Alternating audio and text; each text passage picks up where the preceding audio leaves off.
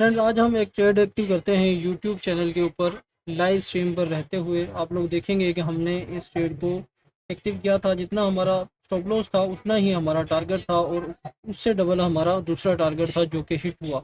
इस तरह हमारी कल की ट्रेड थी फ्रेंड्स, उसको आप देखेंगे।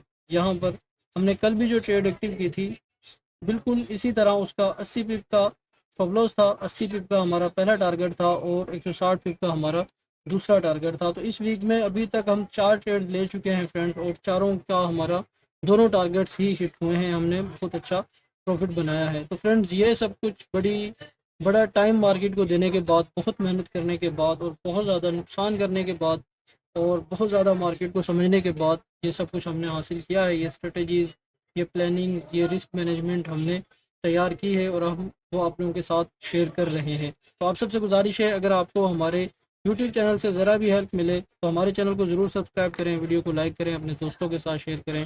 अल्लाह हाफ़िज़।